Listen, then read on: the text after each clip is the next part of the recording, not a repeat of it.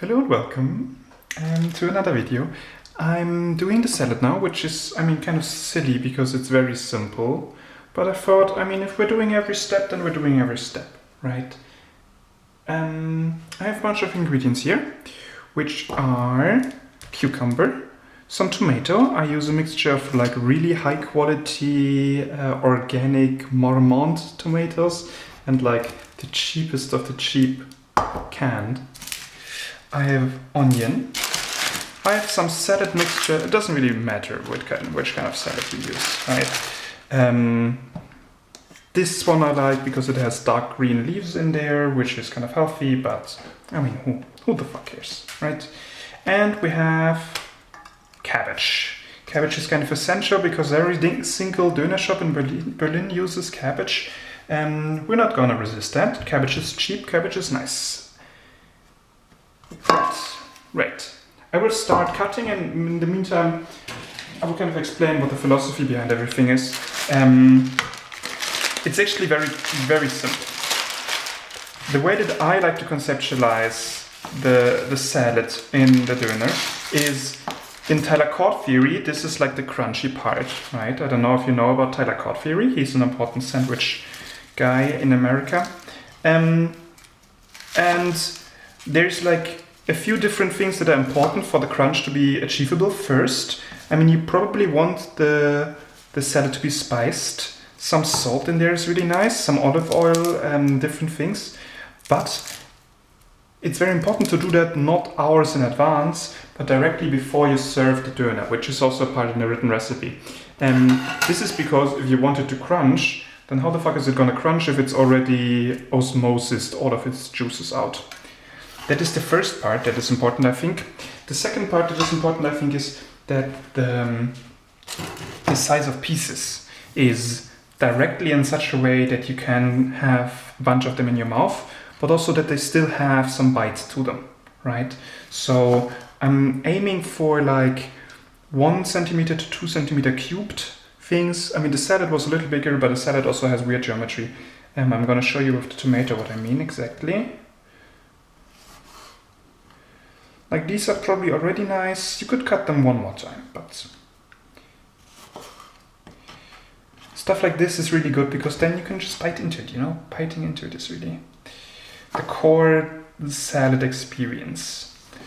Yes, why is it these vegetables? Actually, I've never figured out why people use this. This is like a great summer collection, maybe, of things that can be really fresh if you're in the right season, like we are actually in right now. Also, a bunch of these are umami forward, like the onion and the tomato are really, really strongly savory, so maybe that plays a role as well. I'm not gonna speculate too much. This combination works really well, and same with the seitan, which I'm, by the way, preparing another batch because I used the last one for chili. We can probably figure out a better way to do it, right? But we need time for this. We shouldn't move so quickly just because something occurred to us in the moment. Experiment with it. Do little changes. Try maybe not only the red cabbage, but also some other type of cabbage. Or try to do only tomato maybe once. I think the tomato is the greatest part of this. Well, cucumber. Do you know about like the culinary theory about how to get proper sized things of everything? Proper sized cubes? The idea is that you think about the axes that a food has. This is very trivial. I'm sorry if I'm insulting you with this knowledge. Think about the axes that a food has and then cut along each of the axes until you get like strips that are of the perfect width and kind of square shaped already. And then you can just keep them up.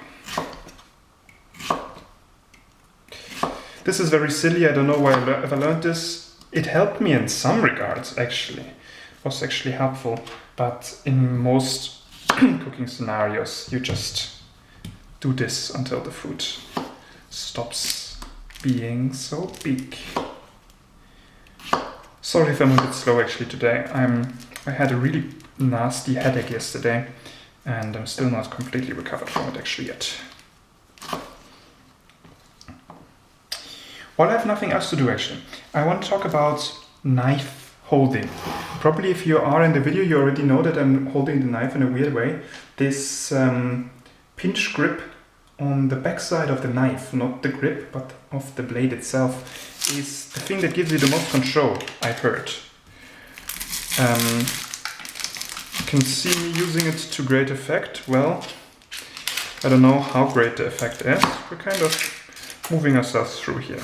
I'm not a master with the knife, but I do feel like I've seen a bunch of people, maybe not in the audience of this video, but in my life, that, how can I say, especially had dangerous knife holding capabilities. It's kind of sad to see if you hold the knife in such a way that you can actually cut yourself with it. And I've, of course, seen a bunch of people cut themselves with knives. In my home especially, because we keep the knives very sharp, because we feel like that is a safety thing, to keep the knives very sharp. And then, yeah, there's some kind of people and some other kind of people. And then some completely different kind of people. Sorry, that is a very badly translated joke from a German author. Right, we're aiming for about equal proportions of everything. Well, if you like something more than another thing, then go for that more. I really like the tomato, but I also don't have like a bunch of fresh tomatoes, so this is kind of a halfway ordeal here. And also I think the cabbage, if the cabbage is not fine and cut finely enough, then this might be unsavory in the final dish. But let's see. I'm discarding the outermost layer because it's kind of dry. Also, I mean, cabbage is so fucking cheap. I'm sorry for all the people who care about food waste.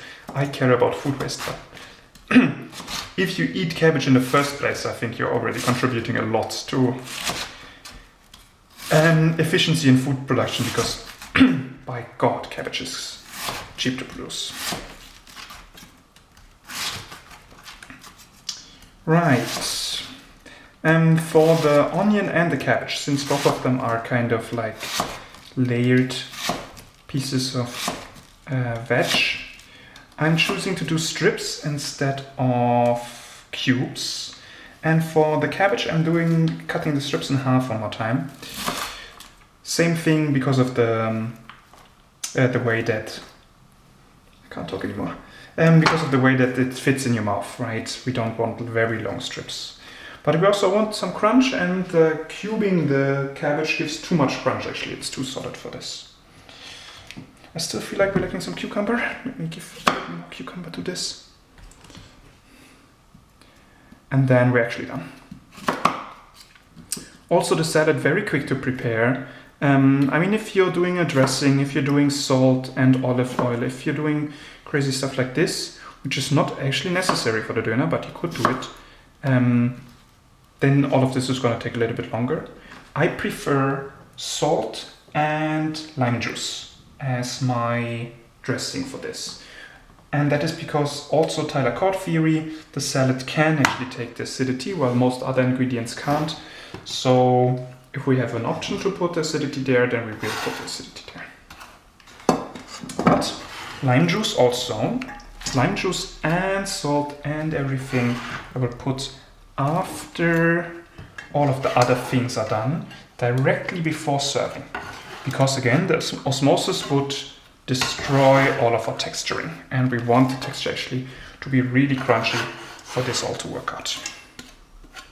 Right, kitchen scrape, best tool in the kitchen. I don't know if you know about kitchen scrape. I love kitchen scrape. I'm gonna mix that through, so that you can see one more time what we're looking for here. Remember how there was cabbage in here? Salad. Lettuce. That is like a long time ago now that we put that in there. Could actually be a little bit more lettuce, right? But you can see it's kind of, the colors are intermixed. It's green and red and white. There's like solid Italian color scheme. And I'm gonna call that finished.